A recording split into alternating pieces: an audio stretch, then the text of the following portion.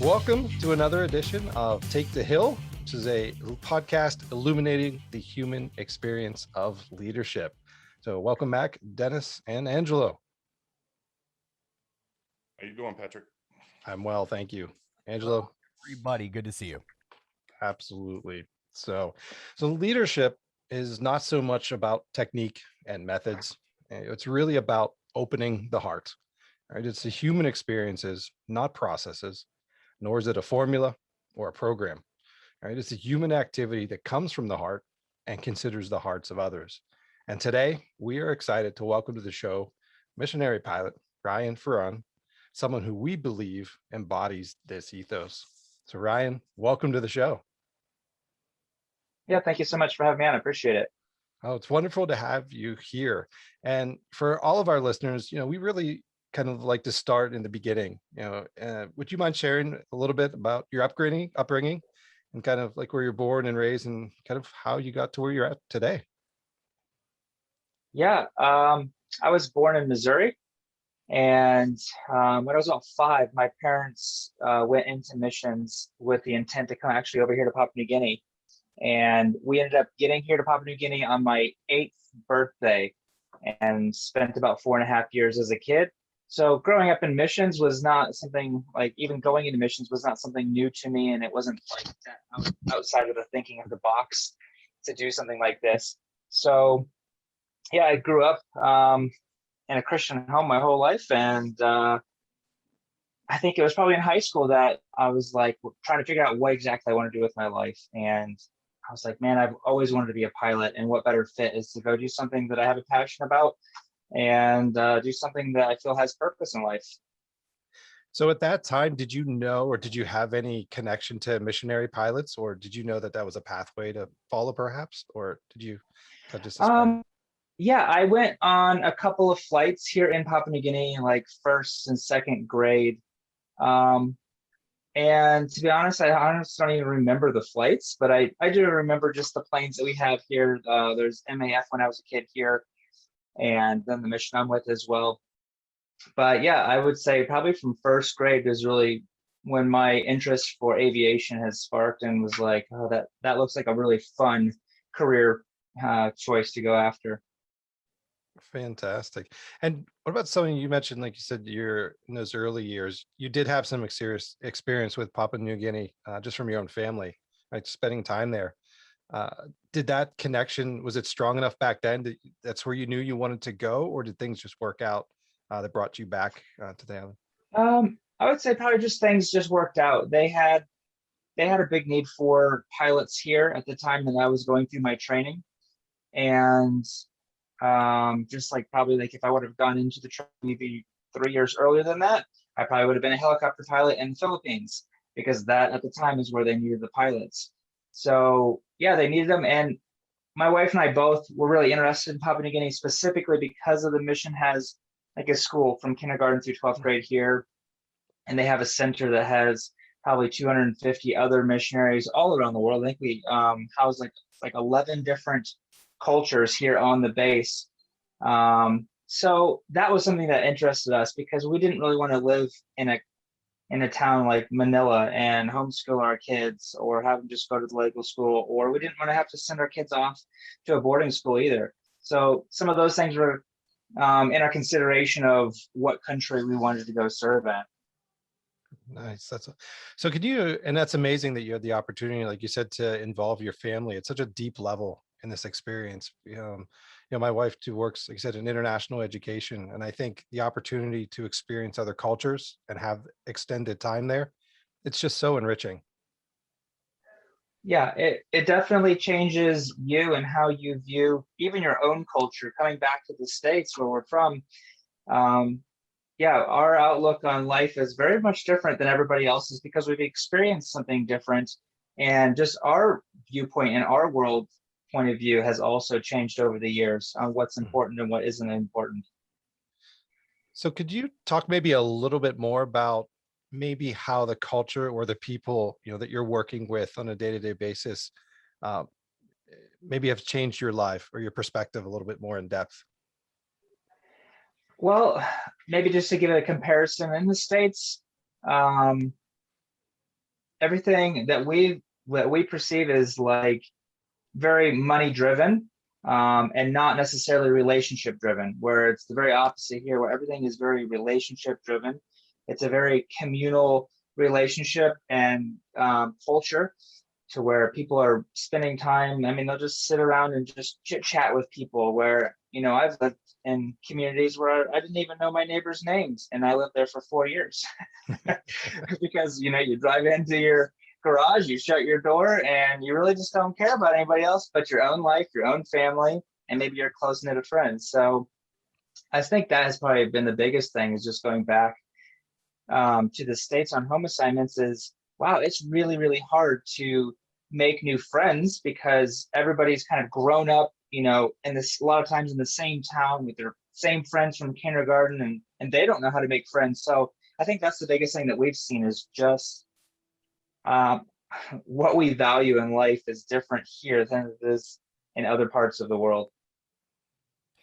Ryan, it seems like you've been able to take two different passions for mission work, which it seems like you were kind of brought up on, and now aviation. You've blended these, and I think there's a lot to be inspired by, and for others to find inspiration in. Right, like to do anything with passion and purpose is amazing, and it seems like you've combined two of those.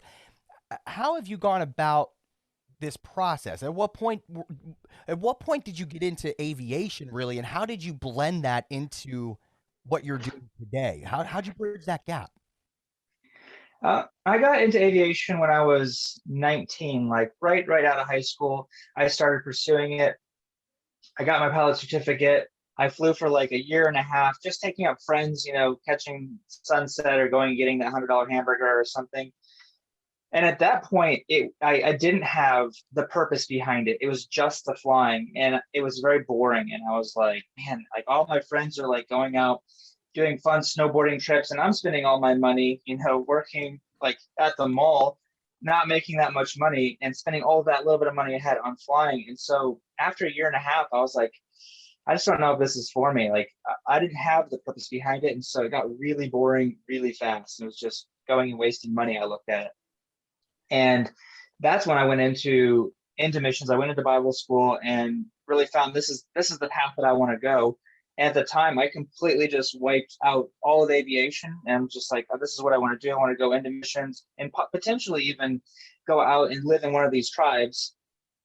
And that's where my wife and I were actually geared up to go. And then we went through the training, and we were like, wow, that's not where our gifts and abilities are. Maybe we should redirect and find something that where you feel like we're a little bit more gifted in. So that's when we went back into aviation after, it was like 5 or 6 years of not flying, as I went back into aviation.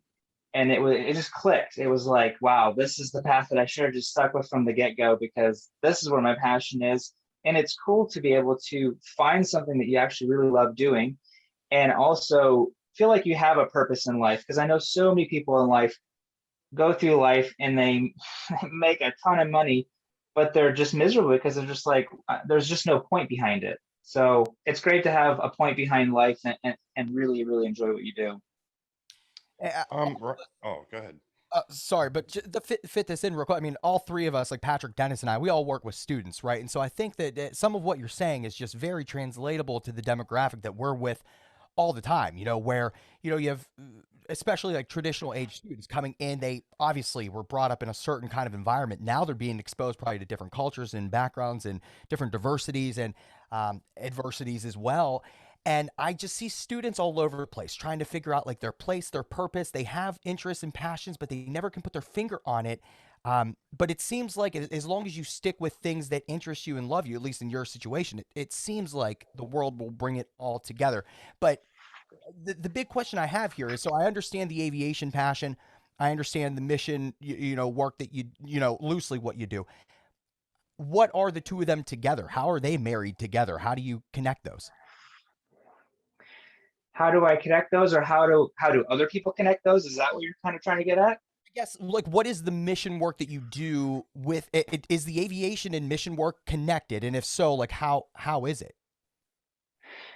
Well, with what we do here and how we're a part of missions in aviation, is we're here to support all of the tribal church planting missionaries. So I mean, they're so far out there in some places that it might be a 2 or 3 week hike to the nearest town or even road.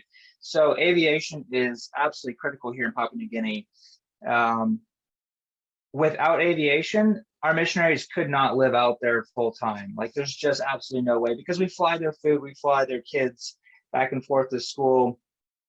You know, we're there as just even a medical help for them, as well as the people that they're serving out there. So if they were to like get sick, I mean, there was this about 3 or 4 years ago, a mom of one of the missionaries came to visit, and they went hiking. She scratched her leg in the little stream, and within like 2 or 3 days of it getting infected, it was like overnight. The doctors are like, she'll be dead tomorrow if we don't medevac her to Australia. So that's the kind of environment here in Papua New Guinea that we live in. I mean, the environment is not like, if you don't grow up in it, your it's just not accustomed to it. I mean, even 2 years ago, I scratched my leg on a helicopter shuttle trip and thought really nothing of it. I mean, it was a scratch. It wasn't even a cut. It was a scratch. So I was like, oh yeah, whatever. Flies got on it during the day. 2 weeks later, it got infected. And I thought, oh, it's infected. I'll just leave it open and not really think much of it. Well, just from a Friday to a Monday, it went septic into my kneecap. Couldn't even walk, couldn't stand up, had to be medevac to Australia, have surgery, spent 9 days in the hospital from a scratch. So that's the kind of environment we live in. So as our missionaries are out there full time, a lot of times for up to 3 months by themselves, aviation is absolutely critical for their survival and the survival of their ministry as well. Yeah, Ryan. I just that's so exciting. I'm a retired pastor as well, so I did 20 some years as a pastor, and I did do one mission trip to Africa, and just to see, I was there for a month, and I'm sorry, it's been so many years. But anyway, what I'm getting at is that it was just such an experience for me. But as you're speaking, I'm thinking, man, when I first got off that plane, I'd never been out of the United States, and I thought, I'm not in Kansas anymore. I mean, like, this is crazy. I mean, it Yeah. was the vulnerability, the wild animals, just the worms scared the heck out of me, to the point where I was just out of my comfort zone, and it really took me a while to adjust. I was there a month, but it took me a couple weeks, and I was still uncomfortable. But I think you're fortunate you got to grow up around it. But what kind of advice would you give somebody that's, I noticed, I'm looking at the map, and you're in a mountainous area, so I'm sure it's kind of tropical. But what advice would you give somebody that's thinking about doing? I mean, I'm sure it's dangerous and scary. If you look on Google on like the dangerous scale of different countries, Papua New Guinea is pretty high up there. And some of the towns are more so, but it is similar to, like, there's cities in the US that are dangerous if you go to the wrong parts of town.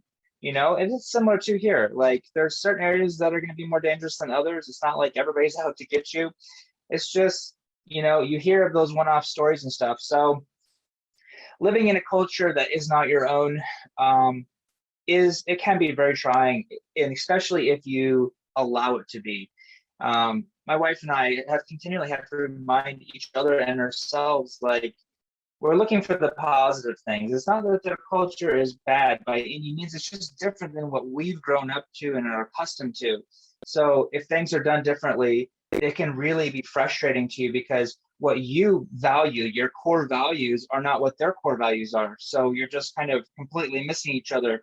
But I do think it takes time to get comfortable in a new culture and a new environment. I mean, even when we first moved here, everything was new and different. And I wouldn't say it was scary, but it was, and I think it is for some though. I mean, I get out on my motorcycle and I go experience, but I think too, the more one gets out, the less scary things can be. So that's what I would encourage people to get out and talk to people and meet people and see them as people and build relationships and go, oh, wow, hey, they're just like me. It's just a different culture, and they value a few different things than I value. Yeah, and now I suddenly I was in Zimbabwe, but just the Okay. poverty that I experienced, and I was always advised, don't give them anything because it'll actually cause more trouble if you give somebody something on the street, because they'll just come and crowd you to the point to where actually people get trampled and everything. And they said, you got to be Yeah. careful what you do. And I mean, it was a really good experience, and it showed me that the United States doesn't have God in a box, and that and that we Yeah. know everything. And that the world it's different. It was a good experience, but yeah, I commend you flying pastors and people into the middle of nowhere. That'd be a little scary for me. I don't like to fly, so. Yeah, we're still working on getting Dennis and Angelo to actually go flying with me, but we'll get there in time. So could you, Ryan, and I loved the point that you made. It's, not just getting out, but really stepping outside of kind of your perspective and allowing the opportunity to have the conversation with others, different, religions or race or cultures or different areas around the world. Because again, like you said, it gives you that new perspective, and you begin to realize at the end of the day, I think, we're all human beings, and just like you said, we may not necessarily be all aligned, along, every variable. Could Yeah. you can you speak maybe a little bit more to, what other services and other things your mission does? Because I know you're obviously, in and around the aviation side, but I'm sure, collectively as a team, like you said, you guys are all stepping in across, different roles and positions. Yeah. So we also do a lot of flights for communities and stuff. Like we do commercial flights as well. I would say quite a few less than we fly for missionaries, just because we don't have the time. Like we have enough missionaries that are just filling our whole schedule, and then when you have slots available, then we'll fill in commercial charters and stuff. So we do some commercial charters for places usually within about a half-hour flight of where we are. So we'll fly sometimes like coffee out for them, or we do peanuts and stuff. And then recently we've been doing our mission donated like $30,000 to help with some like relief COVID flights. Now COVID is not like it is in everywhere else, or maybe it is. Maybe we just have more realistic numbers. I don't really know. I'm sure that's a hot spot, but there's a lot, like a lot less COVID here in Papua New Guinea. But we've been able to fly out some supplies, some medical supplies that were donated by the different provinces and stuff. So we get to fly those out to those locations. And we've also done like medevac flights for people that are sick. A lot of times it's usually where our missionaries are, and something happened in the community. A few years ago, there was a big misunderstanding, and two guys ended up losing their arms over it. And so we ended up flying those guys out to the hospital. And another guy had, lost his ear over another misunderstanding. So we fly those kinds of things out as well. So yeah, we have a lot of interesting flights. I think one guy, and it wasn't me, but one of our other pilots flew somebody else out who had been shot with an arrow, and the arrow was still in him, and they had just broke it off. So he's trying to figure out how to buckle this guy in with an arrow sticking out of his back to take him to the hospital. So we have, some interesting stories along the way. Oh, I can imagine, sir. Especially like you said, aircraft aren't necessarily always the most comfortable and roomy environments to operate in, right? Especially the type of Yeah. airstrips that we take off. You're bumping down the runway. You're thinking, oh man, that's got to be painful back there for him. I can imagine. So if somebody was interested in, like you said, joining, an opportunity to go into mission work, even outside of aviation, like what other types of roles, I guess, are available perhaps? Pretty much anything you could think of, that's what we need. From teachers to accountants to people who are just managers. I mean, we have a store here, and just someone who manages that, as well as just manages our center. And then we have people that are like builders and people that are plumbers. So there's so many different aspects. I mean, something that people wouldn't even think of this, but like having a chiropractor here on base would be incredible. Something even like that. We have doctors, we have a clinic here right on base. So doctors and nurses and yeah, physiotherapists, and there's so many different ones out there that we could use. So pretty much anything that you do in the States could probably be incorporated into missions to be a huge benefit for everybody here. Right. You're saying you keep referring to base. Is it like a community of its own? Your mission? Yeah, we live on, I think it's like 38 acres. And it's a fenced in center. And this is where kind of like our main center is, that houses like our school, it houses our medical clinic, it has our store, which is for all of our tribal missionaries that we support. They put in orders through the store, they prepare them, the aviation team takes it in, flies it in. So here in the Highlands, this is our main base. We have a couple other ones in other areas as well, over in Hoskins, and one in Wewak, and one in Madang. So, and those ones are kind of like the hub for those different provinces and different sections of Papua New Guinea. So this is just more of like the central one right now, but it's also the biggest with the school and the medical clinic. So do you have an ambition? Like, is this going to grow into like other areas, like maybe into other countries, or is it primarily in New Guinea? What you do? No, our mission organization works in multiple countries. I don't even know how many to be off the top of my head, but over the past, 30 or 40 years, or I think it was started in the early 1940s, I think. So it's been around for a while, but we used to serve in probably 5 or 6 different countries in South America, like Indonesia, the Philippines, some other Asian countries. And so, yeah, we serve in quite a few different countries. So Ryan, I know we have a resident pilot, not in you, but in Patrick, right? But now we have 2 pilots here on the show. We have an ex-pastor in Dennis. I guess where I'm going to jump in here with a little bit of interest that I'm seeing in your background right now in your video is this nice, shiny YouTube plaque, this silver plaque that's behind you.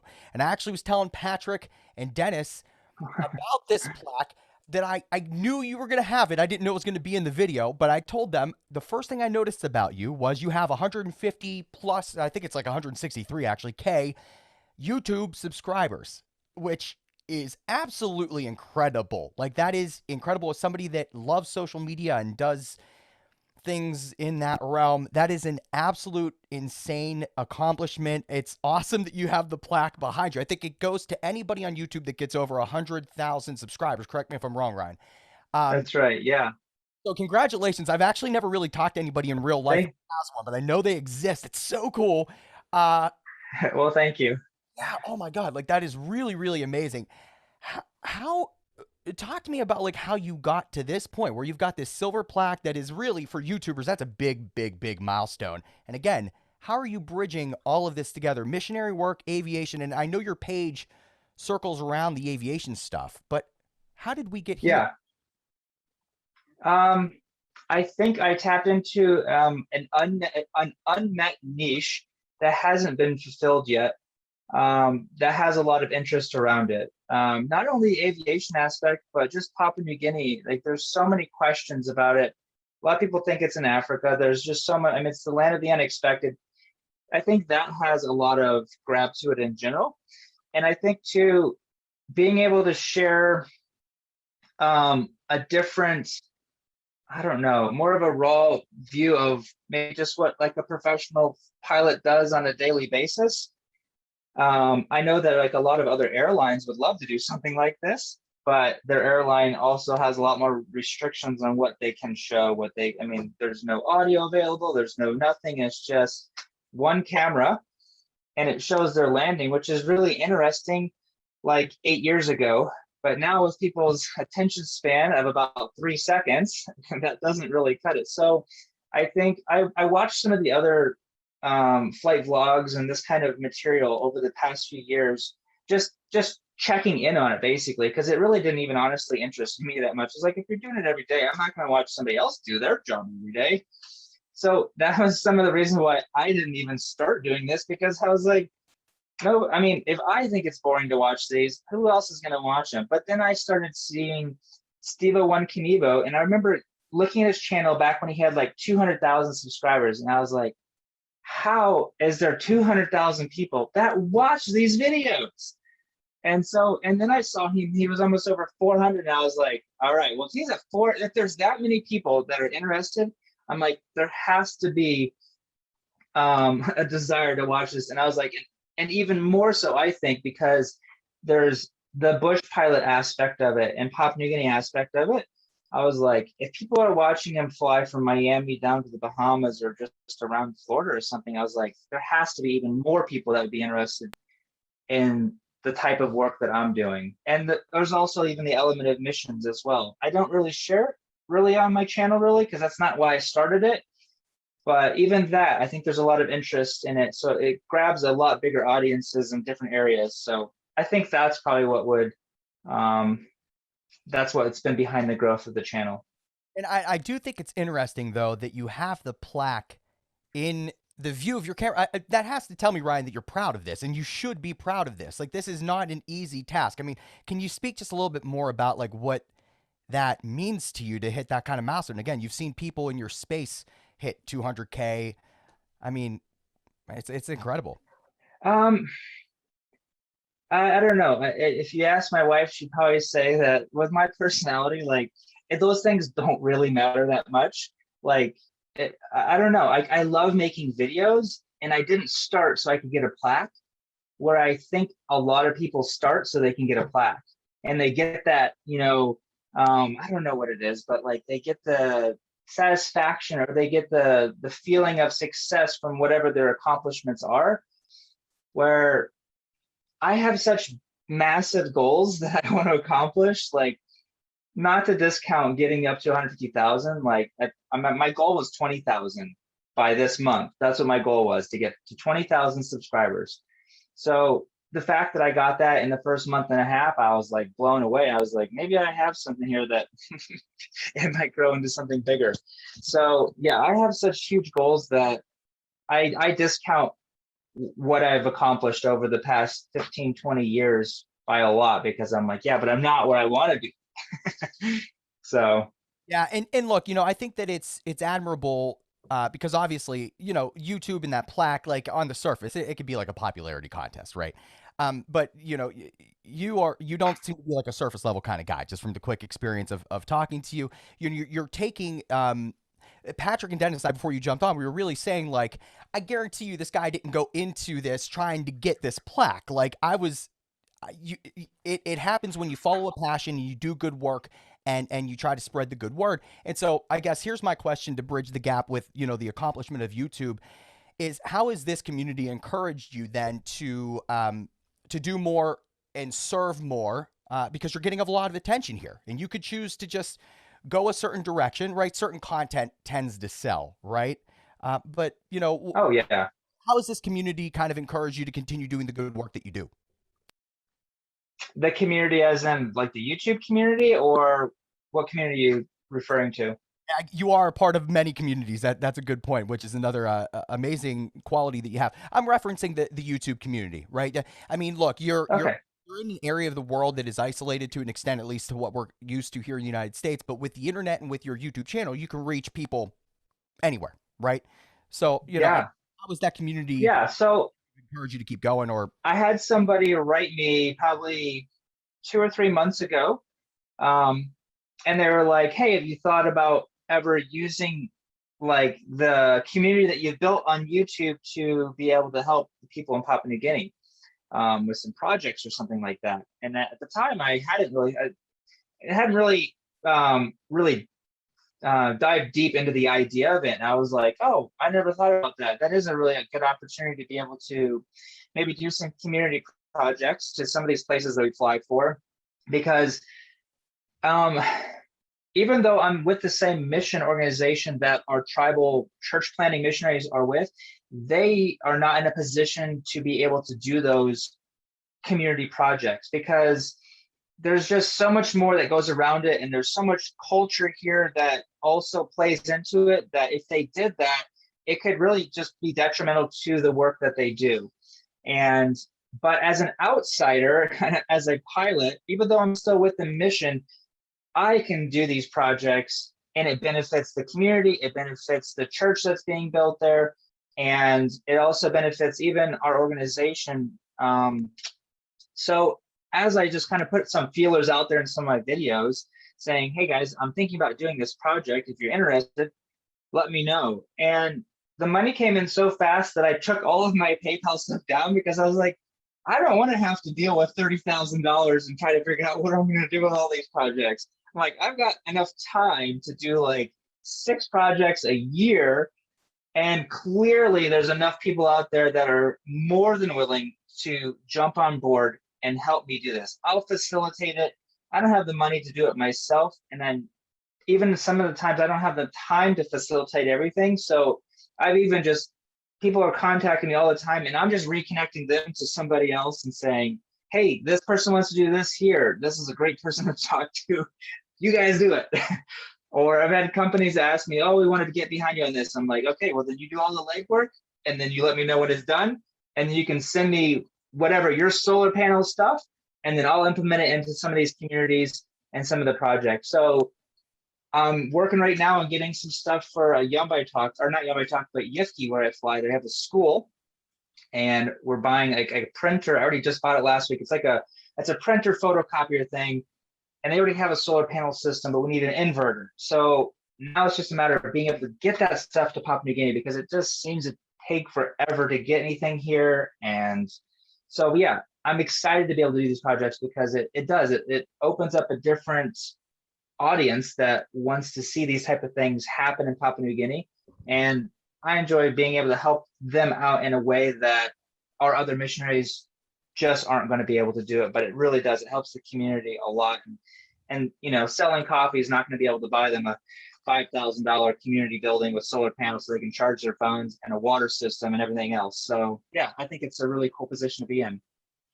Ryan, you were talking about diversity, and I kind of looked it up here, and just for our listeners' sake, I gotta tell you, I'm like, wow, I'm overwhelmed. I don't know how you handle it, but it says here that there's 851 different languages just in New Guinea, and 8 million people, and they're very diverse.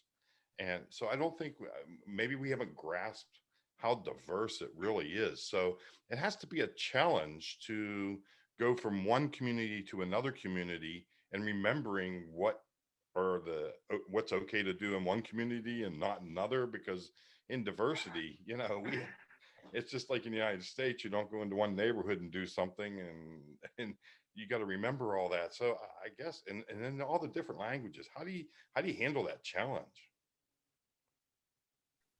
So they have a trade language here, just talk Pidgin. And I would say most places in Papua New Guinea know how to speak it. So it's a trade language that you can speak. I speak it. I wouldn't say I'm like conversationally fluent, but I'm fluent enough that I can get by to explain what I want, so they can understand it. And they give you grace on not being able to say things just right, or maybe grammatically correct, or this, that, or another. But yeah, it is different. I'm sure that I have rubbed a lot of people wrong here by doing things wrong. But because you're an expat, like, they do give you a lot of grace. And especially if you're the pilot and you're wearing a pilot shirt, uniforms are big here. They really like uniforms. So if you're showing up in a uniform, then clearly you know what you're talking about. But whether you do or don't. But yeah, it is hard too. I mean, sometimes some things that you can get away with in the States might really be offensive here. And so even growing up in the States, like, I might want to just lash out my frustration from the differences of culture on a long day of flying, and everybody seems to be taking their good jolly time to get their stuff together. And I'm like, come on guys, if I don't take off now, I'm already a half hour behind schedule for the day. But they don't have schedules. It's like, yeah, we do it today, we do it tomorrow, next week, whenever it happens, it happens. So But Yeah, yeah, there's definitely a lot of just in our valley here that we live in. It's about a 20 square miles or so. There's 7 different languages. So, but they all speak Pidgin. So within their own villages and stuff, they speak their talk place. yeah, I found it challenging when I was in Africa that, just I would go out and I'd have to have translators, and it was just so hard. You wasn't used to the translator thing, and when I was speaking, I'd have translators, and I didn't know when to stop. I didn't know when to start again, and it was just challenging. Then I would say things they didn't understand, like I'd say, "Well, what's up?" Like here in the United States, you say, "What's up?" And you got people looking up in the sky, and it's like, hey, what do you mean? What's up? The sky's up, But yeah, I just found it challenging. But I just had one more quick question. And it's not really relative. But your wife, how is she involved in the ministry? Is she a pilot as well? And does she fly with you, or are you kind of a team? No, she has absolutely no interest in aviation whatsoever. Her interest lies in like hair and beauty and things like that. So she cuts hair here on our center for all the other missionaries. There's, I mean, 2 or 3 other girls here on base as well that do the same thing. And then she also teaches a class for some high school girls on the same thing that are interested in like beautician things. So that keeps her busy. That's where she is right now. But that keeps her busy 5 or 6 days a week, probably doing that. And then also being a mom of our 3 kids. So That's awesome. I know my wife has just recently started working on her private pilot license, and very cool. it is cool, and I could take her so far, but there's just times, like you said, where just you got to go maybe with another instructor because you're not listening to me. I think, but yeah, so, but no, it's awesome, like you said, when you have Yeah. when you have the opportunity to kind of share a passion, even if you're not doing the same thing, collectively you're still together working, Exactly. which is amazing. And we challenge each other. But getting back to your earlier point, and Yeah. I really love, like you said, I mean, you have to, like you said, just immerse yourself in the culture and be willing to kind of step outside of your comfort zone. And even just my time abroad, even if I couldn't speak the language, I have no problem, like I said, go to a market or a fair and just listen, observe, and just kind of take it all in. And like you said, your personality, and no doubt, is reflective of that, same advice. So you did mention, I'm going to put you on the spot a little bit, Ryan. Like a lot of us here on the show, and we do have big visions, and like you said, we have that tendency, to kind of push credit aside or push the plaques aside. And because again, like you said, we just really want to have a big impact on the individuals in our sphere, and that's just rewarding enough. But could you, or if you're willing to share some of those bigger visions, what might they be?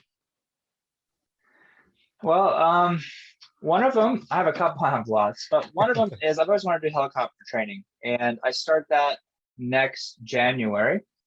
So we'll be heading back to the States for a year to do helicopter training and then come back here. And then I will probably fly for probably a year exclusively on helicopter. And then I'll start bouncing um, back and forth between the Kodiak and the R-66 helicopter. So that's kind of what's next on the horizon for me. Other than that, I would really, really love to own a big business someday. I mean, that has been like my dream since high school. Is I don't even know necessarily what type or what it would be in, but that's what I would really like to do someday when we're done doing this. Our kids have another 8 years before all of them have graduated, and then after that, man, really kind of where the Lord leads. But that's what we're thinking, is we'd like to finish strong with our kids here out of high school, and then after that, man, I just have no idea, but something in business is what I'd like to do. That's awesome. And like you said, I think that's the best part is, as driven as you are, like you said, things will fall into place. Just like your 150,000 subscribers.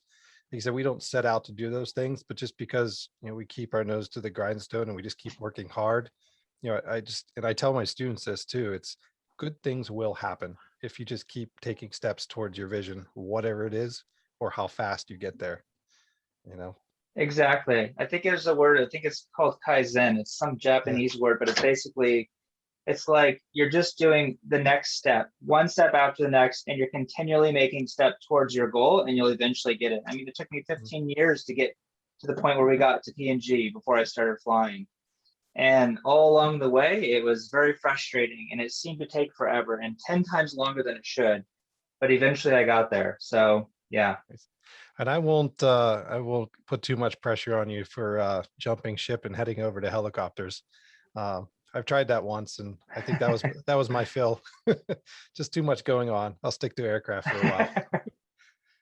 So, There's a lot. The first time I flew on once and it was very overwhelming.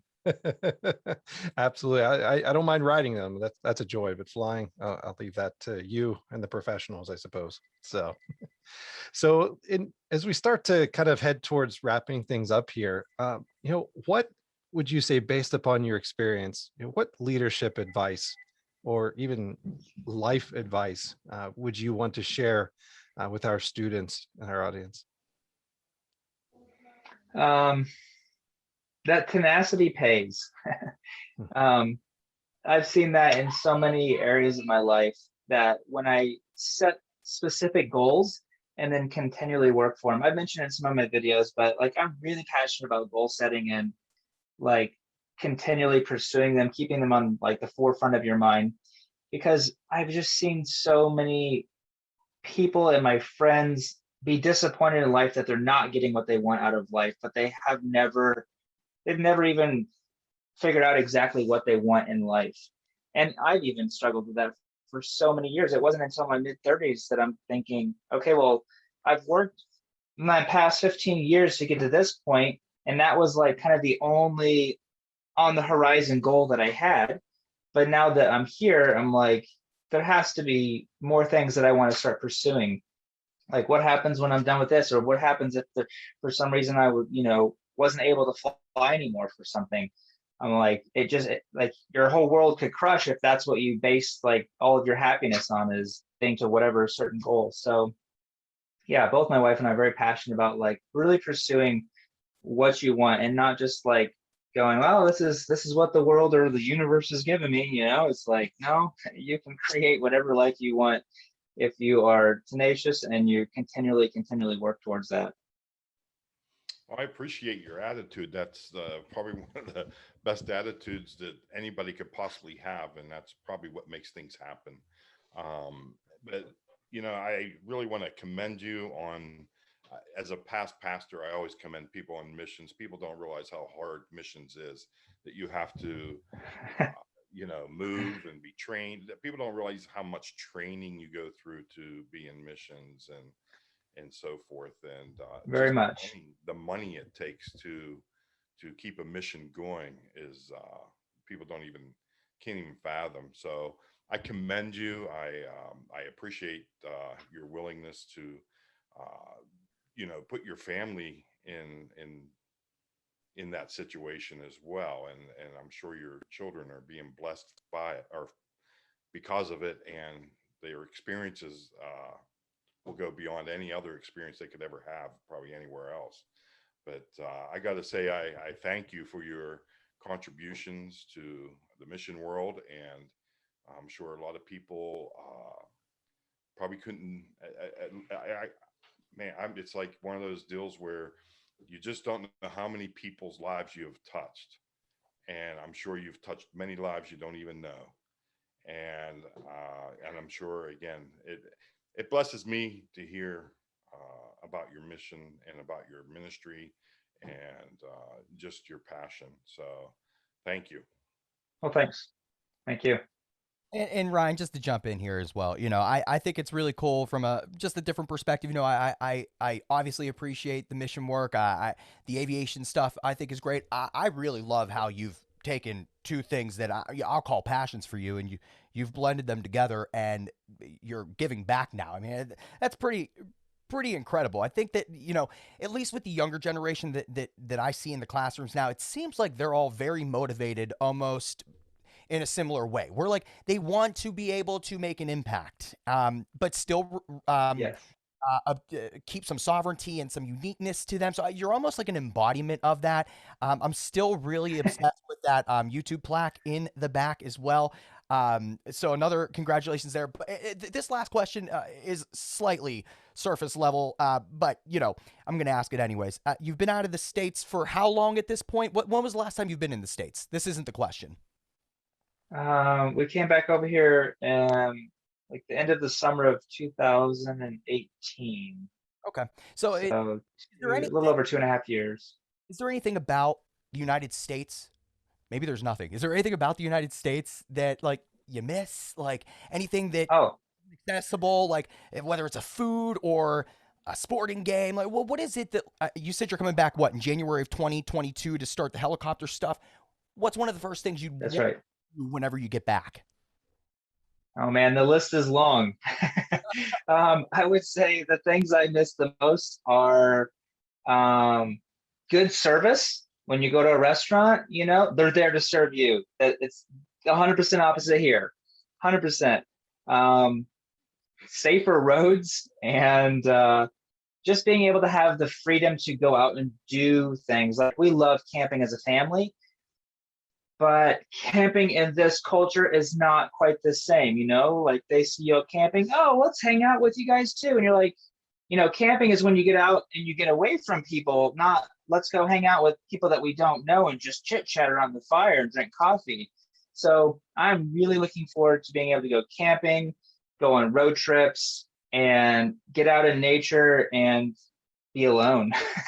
You're never ever alone in PNG because everybody's just either walking or there's just so many more people around that you just don't, like in the States, it's they're in their car or they're in the store. So And collectively, for you said you had 3 children. Collectively, do you think that like for your children, and obviously I have no semblance of their age range, but is there anything that you think that like kids, your kids would want? Like, what do you think that they're going to be like stoked to kind of experience when they get back into the States? that's a good question. Probably good fast internet. That makes So yeah, so that they can all join all of their friends on Minecraft and not have glitchiness and things like that. Oh, So oh, the Minecraft glitchiness has caused many heartaches in our house. So I hear you there. Well, being Well, an empty nester, I'm not sure what you're talking about, but I'll find out after the show. yeah. well, Ryan, thank you so much. And how can our audience? I know you, like you said, we've, as Angelo said, the big plaque with a lot of YouTube followers, Instagram followers. How can we, stay connected with you and your mission work and everything you're doing? Well, I post on Instagram, like just photos through my day. If people are interested in kind of seeing more day to day and what I actually do, and usually a lot of really just short snippets of what I'm doing. I post on YouTube, but the same stuff I put on YouTube, I put on my Facebook page. So if you're at one, you can find it somewhere else. But yeah, I do have my email address on my YouTube channel if people do have questions as well. And then we also have like a mission website. I don't really update it really per se, but if people want to find out more what our mission is doing or how they can partner with us to be able to serve here, they can go check that out as well. It's on YouTube. So there's a few different ways that people can connect with me. Fantastic. And like you said, we'll make sure to put those connections in our show notes too. So our audience can certainly kind of continue following you and your work. Excellent. So awesome. Well, Ryan, like I said, thank you so much for taking the time and joining us today, and definitely sharing your passion for both mission work and aviation with us. I know Angelo, Dennis, and I are all grateful for the conversation with, like you said, with yourself. And like you said, you're doing incredible work across the world. And like you said, it's a testament that, like I said, if you follow your passion and you follow your dream, it can really take you to the far reaches of the globe. For sure. Well, thank you so much for reaching out, having me on. I really appreciate it. All right. Well, thank you again, Ryan, for joining us today. And again, for our audience, think of all of your experiences almost as a huge tapestry, that could be laid out in whatever pattern you wish. And, each day you have the opportunity to add a new thread to that weaving. So whether your sphere of influence is in your neighborhood, it's in your city, your state, your country, or even Papua New Guinea, right? Remember that leadership is a human activity, right? That emerges from the heart of who you are, and that you have the ability to impact others more deeply than you may realize. All right. So thank you, and we'll see you on our next episode.